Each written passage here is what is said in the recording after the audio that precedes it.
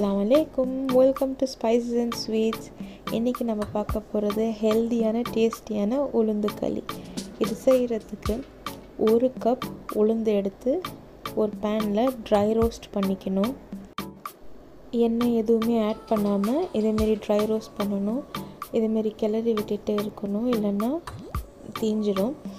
நல்லா golden colour வர வரைக்கும் ரோஸ்ட் பண்ணி எடுத்து ஒரு பிளேட்டில் மாற்றி வச்சுக்கலாம்.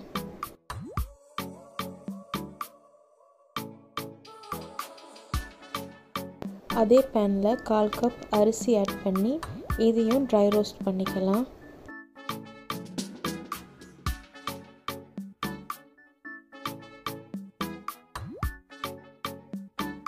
இதேமாரி நல்லா ஸ்டிர் பண்ணிகிட்டே இருங்க. நல்லா பொரிஞ்சு வரணும். லைட் ப்ரௌன் கலருக்கு வர வரைக்கும் இதை ரோஸ்ட் பண்ணிவிட்டு நம்ம உளுந்து எடுத்து வச்சுருந்த பிளேட்லேயே இதையும் வச்சு சேர்த்து ஆற வைக்கலாம். நம்ம வறுத்து வச்சுருந்த உளுந்தும் அரிசியும் நல்லா ஆறுனதும் அதை ஒரு மிக்ஸி ஜாருக்கு மாற்றி பவுடர் பண்ணி வச்சுக்கலாம்.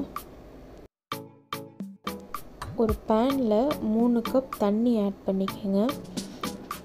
நான்ஸ்டிக் பேனாக இருந்தால் பெட்டர், இல்லைன்னா மற்ற பேன் வேண்டாலும் யூஸ் பண்ணிக்கலாம். பட் ஈஸியாக இருக்கும் கொஞ்சம் ஒர்க் பண்ணுறதுக்கு களிக்கிண்ட. இதில் கொஞ்சோண்டு உப்பு ஆட் பண்ணிவிட்டு லைட்டாக ஹீட் பண்ணிக்கலாம்.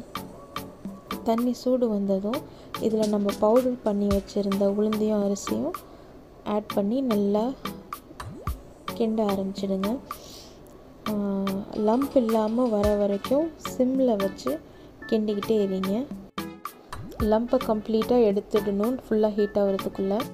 நீங்கள் வேணும்னா தண்ணியில் மாவை ஃபஸ்ட்டு கரைச்சிட்டு அதுக்கப்புறம் பேனில் ஆட் பண்ணி ஹீட் பண்ணிக்கலாம். நான் பேன்லேயே டைரெக்டாக பண்ணிக்கிட்டேன்.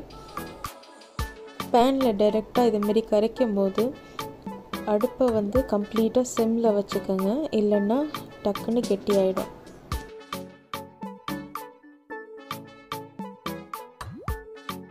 இப்போ லம்ப்லாம் கிளியர் ஆகி பேட்டர் ஸ்மூத் ஆகிடுச்சு. இந்த ஸ்டேஜில் ஸ்டவ்வோட ஃப்ளேமை இன்க்ரீஸ் பண்ணிவிட்டு 1.5 கப் நாட்டு சர்க்கரை ஆட் பண்ணி மிக்ஸ் பண்ணிக்கோங்க. நான் வந்து 1 கப் தான் ஆட் பண்ணினேன், ஏன்னா எனக்கு ரொம்ப ஸ்வீட் வேணாம். பட் 1.5 கப் வந்து கரெக்டான அளவு.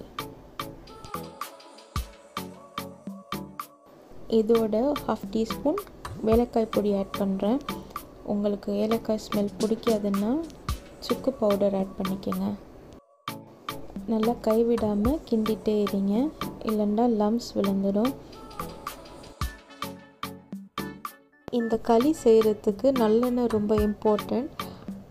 இதுக்கு வந்து 1 டேபிள் ஸ்பூன்லேருந்து 1/2 கப் வரைக்கும் நல்லெண்ணெய் யூஸ் பண்ணிக்கலாம். நான் வந்து ஃபஸ்ட்டு ஒரு 2 டேபிள் ஸ்பூன் தான் இப்போ ஆட் பண்ணுறேன். நல்லெண்ணெய் வந்து நேச்சுரல் கூலண்ட், அதனால் நம்ம பாடி ஹீட்டை வந்து ரெடியூஸ் பண்ணும். ரெகுலராக ஃபுட் மூலயமா இல்லை வந்து தலைக்கு எண்ணெய் தேய்ச்சி குளிக்கிறது மூலயமா அடிக்கடி யூஸ் பண்ணுறது நல்லது. இப்போது இந்த களியை நல்லா கைவிடாமல் கிண்டிக்கிட்டே இருக்கணும்.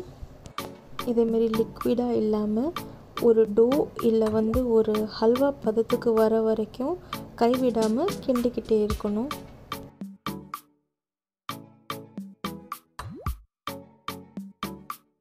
இப்போது உளுந்து களி ஆல்மோஸ்ட் ரெடி ஆகிடுச்சு. இந்த ஸ்டேஜில் நம்ம ஒரு 2 டேபிள் ஸ்பூன் நல்லெண்ணெய் இன்னும் கொஞ்சம் ஆட் பண்ணிக்கலாம். ஒரு 2-3 மினிட்ஸ் இதுமாரி இன்னும் கொஞ்சம் கிண்டிகிட்டே இருந்தாக்கா ஃபுல்லாக ரெடி ஆகிடும். உளுந்து களி செய்கிறதுக்கு இன்னொரு மெத்தட் இருக்குது. அதுக்கு வந்து முட்டை, பாதாம் பிசின்லாம் போட்டு இன்னும் ஹெல்த்தியாக செய்யலாம். அந்த ரெசிபியும் வேணும்னா கமெண்ட்டில் சொல்லுங்கள்.